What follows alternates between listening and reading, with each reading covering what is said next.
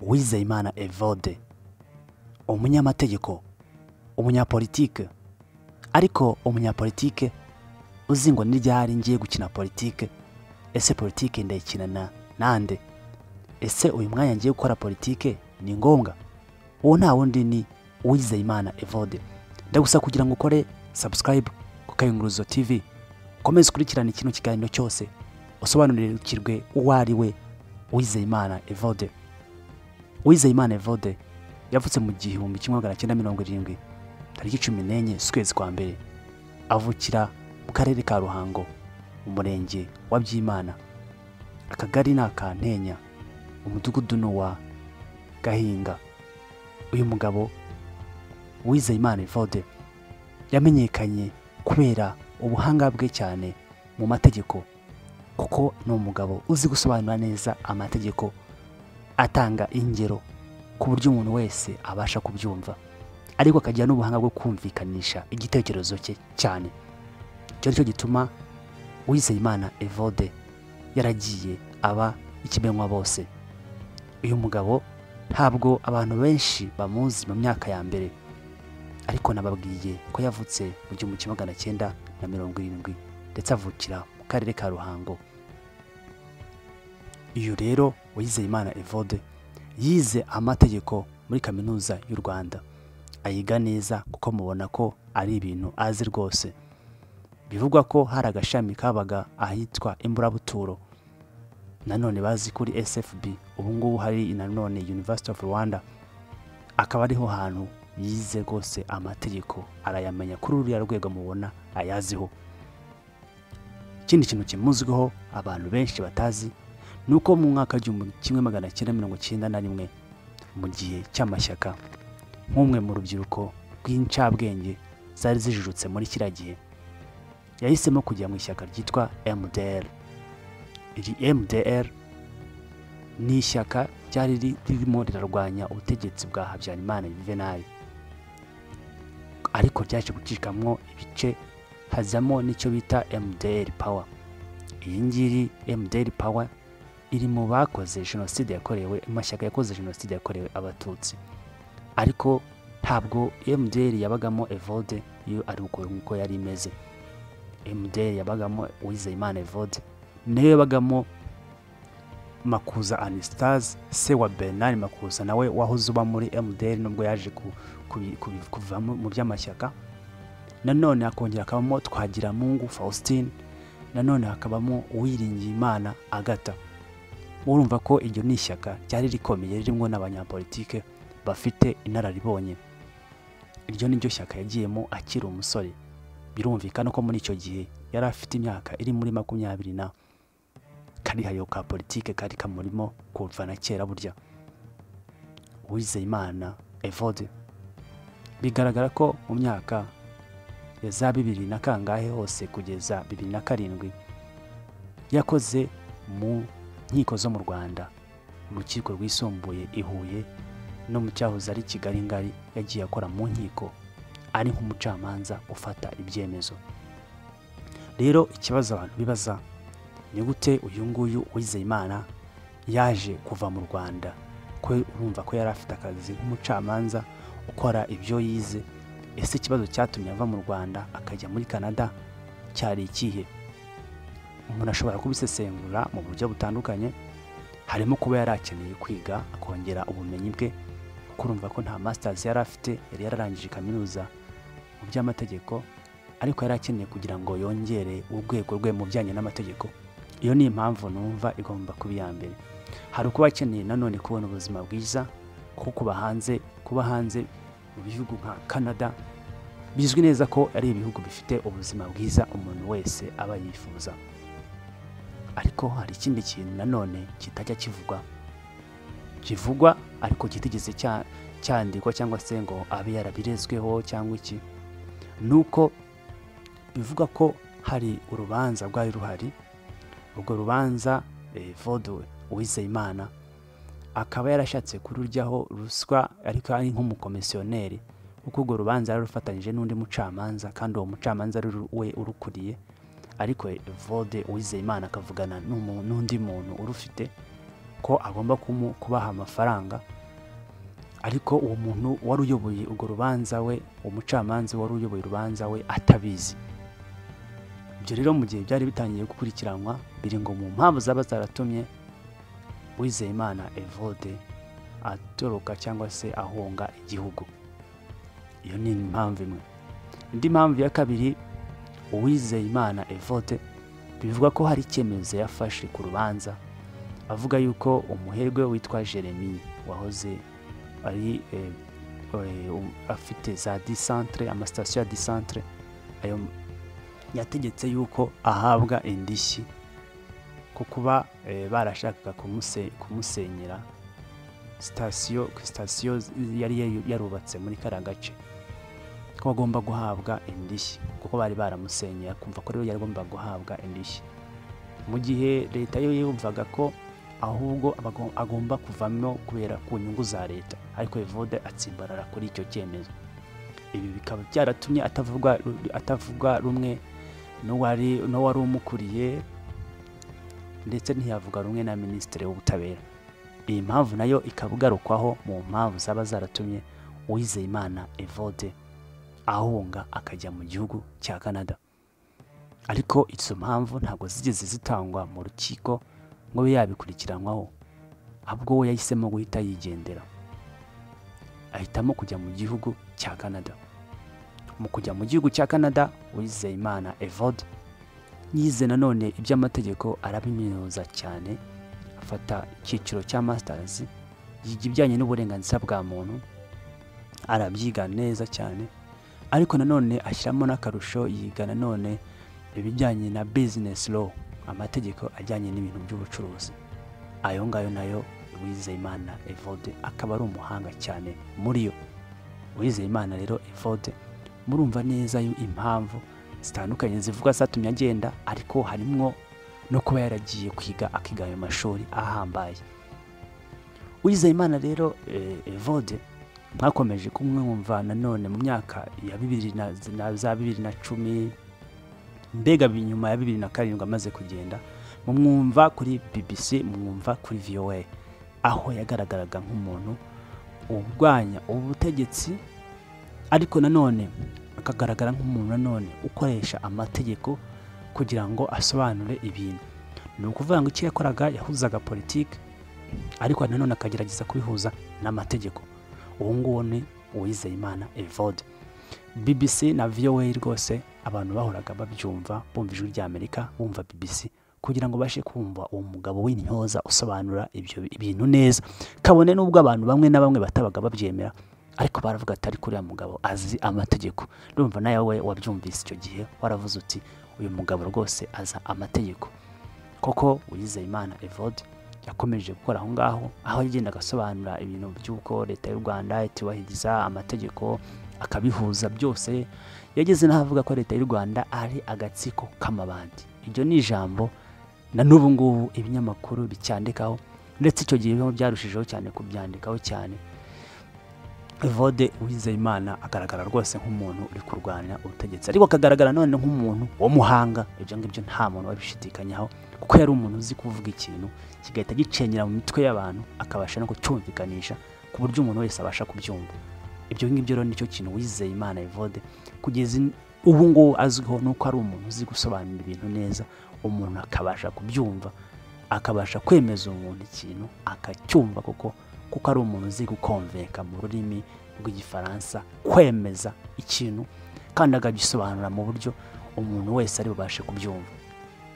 Uwizeyimana rero Evode icyaje gutungurana nta kindi, nuko mu mwaka wa 2013 byaje kumvikana ibihuha bivuga yuko ashobora kuba yatashye mu gihugu.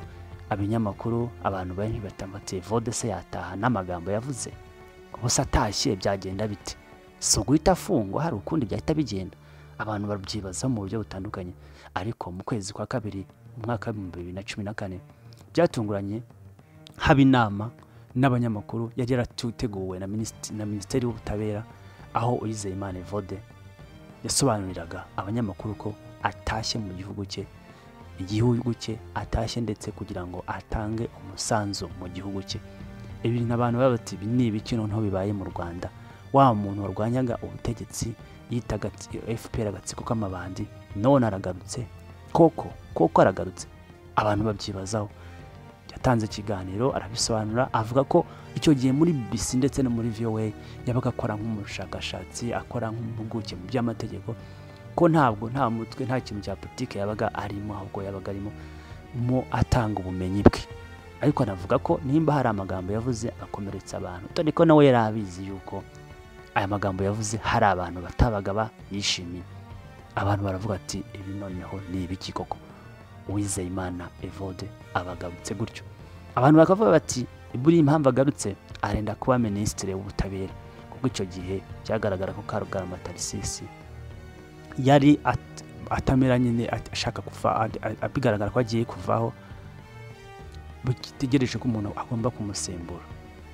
Ariko byatunguranye ko atigeze rwose anakora n'uwo mwanya, ahubwo yabaye umushakashatsi afasha mu by'amategeko muri iyo minisiteri mu gihe cy'amezi 6. Yanavugaga yuko ayo mezi ashobora kuzanongerwa. Rwose bidatinze mu kwezi nko kwa 3 2014 yahise ajya muri Rwanda Law Reform Commission, aho yakoze akazi gakomeye cyane mu kugenda avugurura amategeko. Banavuga yuko iriya code penal cyangwa se igitabo cy'ibyaha n'ibihano, cyangwa se igitabo cyabaga kirimo ibyaha n'ibihano, ari mu bantu baba baragishize ku murongo, dore ko nawe yivugiye ko cyari kimeze nk'ishyamba ry'inzitane, kuko cyari kijagaraye, kirimo ingingo nyinshi harimo n'izo mu bakoroni, ariko akaba yaragize uruhare kugira ngo abashe kugishyira ku murongo, akirimo bikeya by'ingenzi. Ubwo ni Uwizeyimana Evode. Uwizeyimana Evode komeze gukora aho ngaho. Nanone mu mwaka w'ibihumbi 2016 yagiriwe icyizere n'umukuru w'igihugu, arongera aba noneho umunyamabanga wa leta muri minisiteri y'ubutabera ushinzwe kuvugurura amategeko n'andi mategeko. Uwo mwanya ntabwo ari umwanya usanzwe uriho, ariko Uwizeyimana Evode yahise ajya gukora muri uwo mwanya, awukoramo, kandi uwo mwanya awukoramo neza rwose.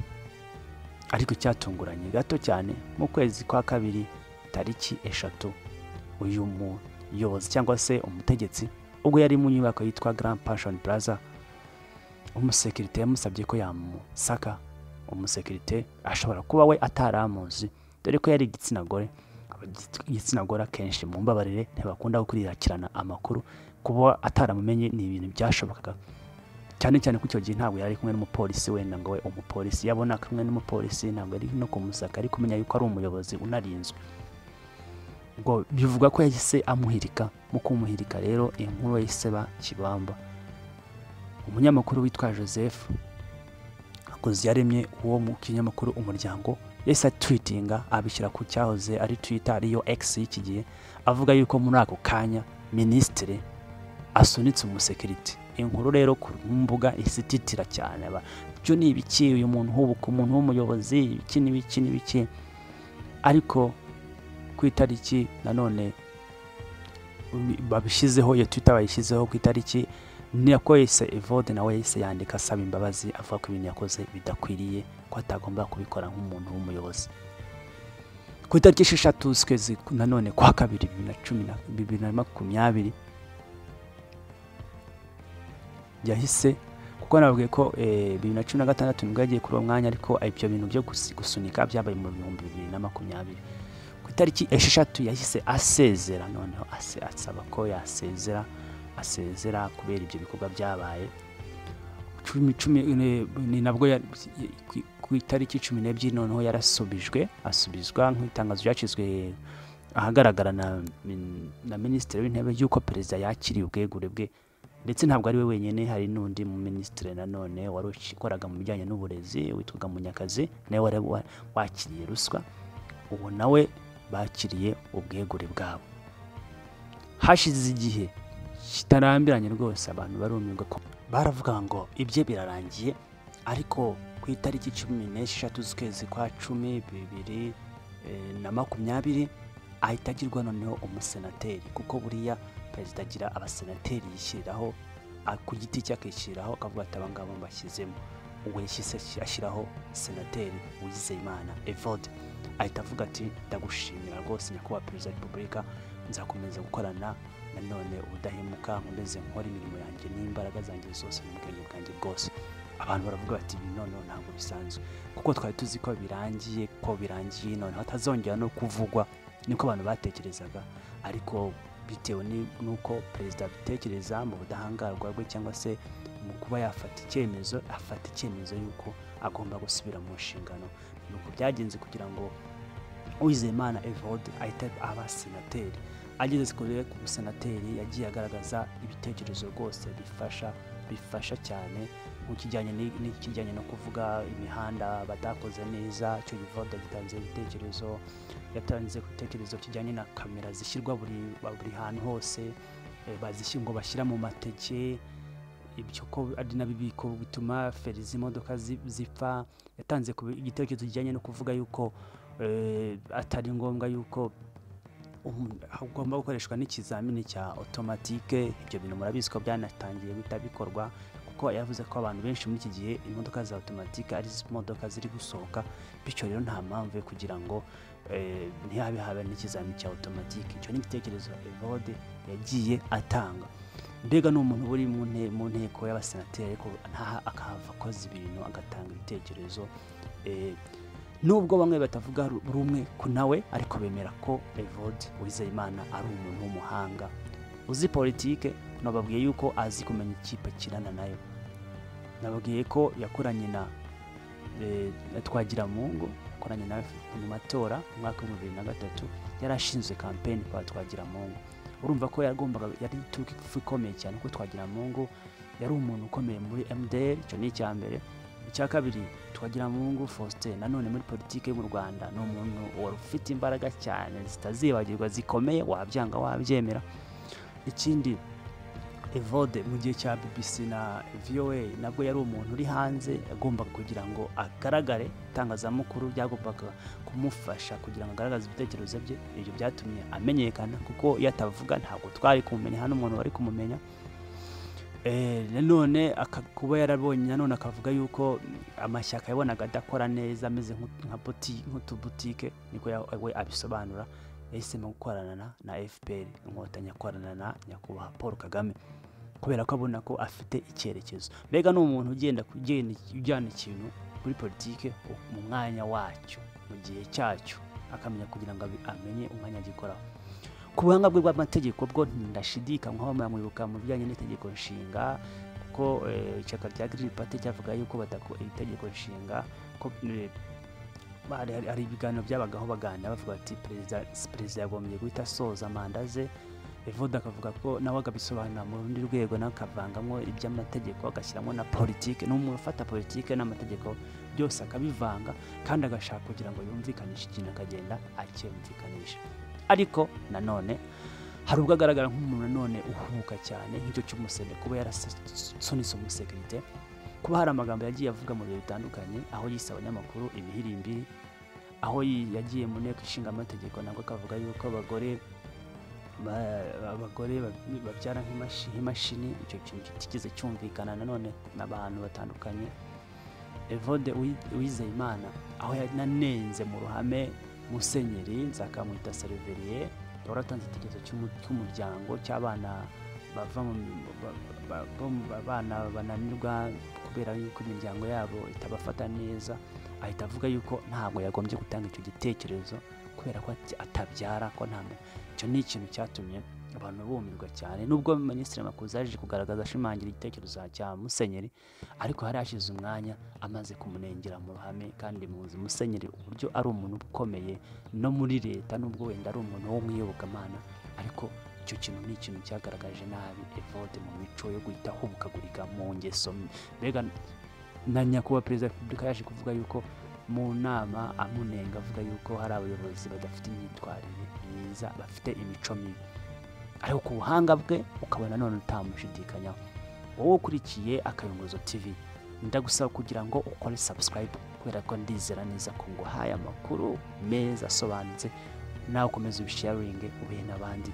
Ndabizi neza yuko uyu muryango wa Akayunguruzo TV turaza kuwagura dufatanyije.